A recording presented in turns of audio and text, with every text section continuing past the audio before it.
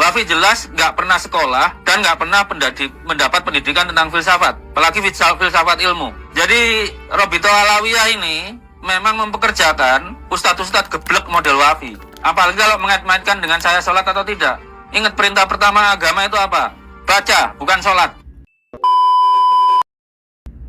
Wafi ini selalu mengungkit-ungkit pengakuan ulama yang sudah meninggal. Jadi ulama yang dijadikan dalil untuk membenarkan nasabah Alawi ini adalah ulama-ulama yang sudah tidak bisa mengkoreksi apa yang dulu mereka fatwakan. Bahwa Kiai Maimun Zubair, Mbah Maimun mengakui nasabah Alawi sah-sah saja. Bahwa Kiai Hamid juga mengakui nasabah Alawi sah-sah saja. Bahwa Kiai Nawawi juga mengakui nasabah Alawi sah-sah saja.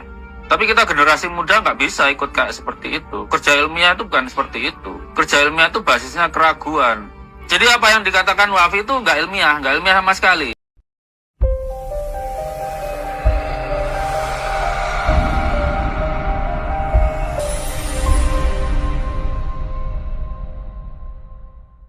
Bismillahirrahmanirrahim.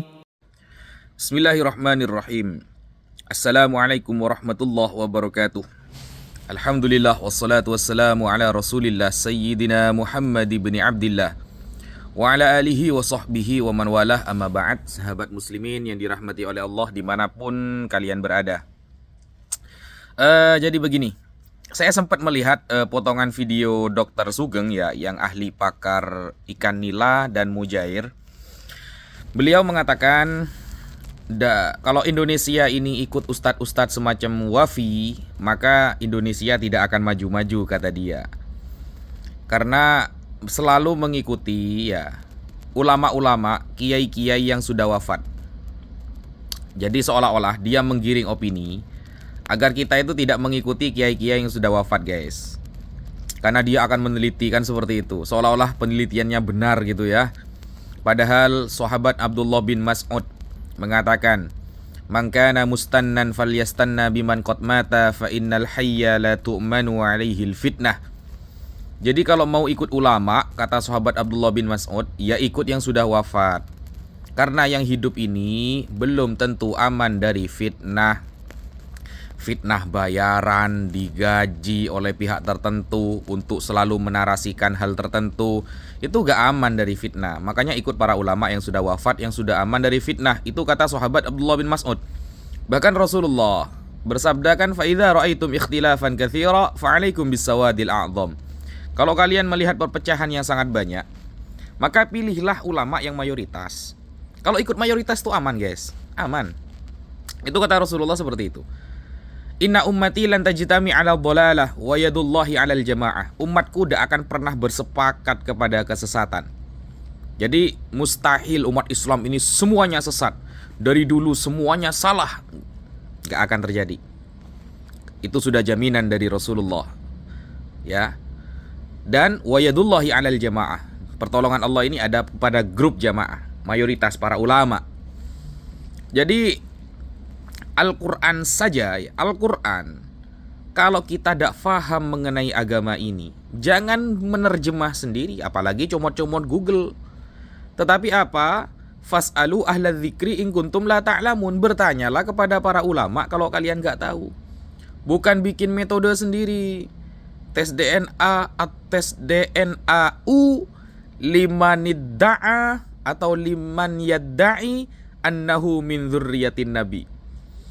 Tes DNAU ini sebagai mubtada berarti ya, mubtadaun zaidun wa adzirul khabar in qulta zaidun adzirun man i'tadzar, kan seperti itu. Hukumnya rafa, tes DNAU wa rafa'u mubtada'an bil ibtida kadzaka raf'i khabarin bil mubtada. Jadi bahasa Arabnya tes DNA itu tes DNAU. Padahal kalau di dalam majma' fikih ya al-Islami, kumpulan para ulama yang membahas tentang al-basmah al-wirathiyah. Jadi tes DNA itu bahasa Arabnya al-basmah al-wirathiyah. Jadi bukan tes DNAU seperti yang disampaikan Pak Imad, bukan. Liman yadda'i annahu min dzurriyyatin nabi, bagi orang yang mengaku-ngaku bahwa dirinya adalah keturunan Rasulullah sallallahu alaihi wasallam. Masya Allah. Semakin hari akan kita semakin lihat ya, akan kita saksikan semuanya bahwa laulal ulama lakanan nasu kal bahaim. Andaikan tidak ada ulama, maka manusia akan seperti hewan. Untungnya ada para ulama, guys. Gitu loh. Sehingga Rasulullah di dalam hadis sahih mengatakan, Innallaha la yakbidul ilma intiza'an yantazi'uhu min qulubil ibad.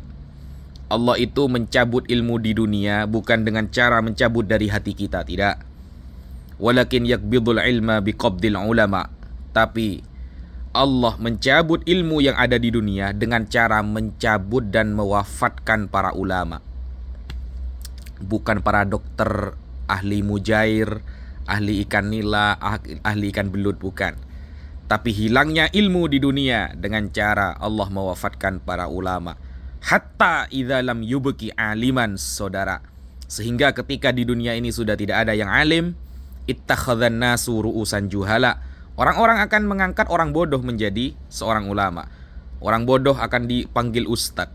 Orang gak faham agama akan dipanggil kiai dan dijadikan rujukan.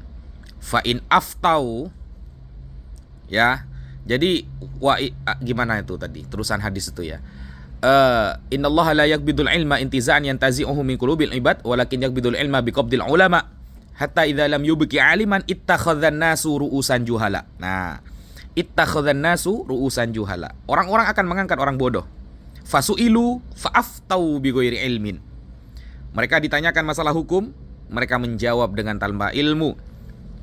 Yang ditanyakan masalah nasab, jawabnya pakai DNA, gak nyambung. Yang ditanyakan masalah nasab, jawabnya pakai filologi, gak nyambung. Yang ditanyakan masalah nasab, malah pakai dangdut, ya tambah gak nyambung. Seperti itu. Sehingga fa'aftau bighairi ilmin, mereka akan berfatwa dengan tanpa ilmu. Fadallu wa adallu, dan mereka akan sesat dan menyesatkan banyak orang. Dan itu terjadi, Ulama-ulama yang sudah wafat sudah mulai diremehkan. Padahal mereka lah ujung tombak agama Islam bagi Rasulullah sallallahu alaihi wasallam, bukan dokter nila atau dokter mujair, bukan. Dan kemudian begini loh guys. Kita kan bisa melihat orang itu dari kualitas ya, dan dari ibadahnya juga, dari ilmunya, keilmuan agamanya ya. Kalau melihat wajahnya Sugeng ini kan surem banget kan, surem, kayak jarang sholat gitu loh. Terus dia mengatakan Islam itu awalnya baca bukan sholat. Tunggu dulu saudara. Sholat itu wajib. Inna awwala ma yuhasabul abdu yaumal qiyamah min amalihi as-shalah. Yang pertama kali yang dihisap nanti di hari kiamat adalah sholat Anda, bukan baca, Sugeng. Yang pertama kali yang akan dihisab di hari kiamat adalah solat Anda. Fa idza soluha sairu amalih. Kalau solatnya baik, semua amalnya baik. Wa idza fasada sairu amalih. Kalau solatnya jelek, bolong-bolong, Pak Sugeng, bolong-bolong ya, maka semua amalnya dianggap jelek. Itu solat yang pertama kali. Di akhirat kamu udah disuruh baca, enggak. Lihat dulu sholatnya gitu loh. Sekian. Wassalamualaikum warahmatullahi ta'ala wabarakatuh.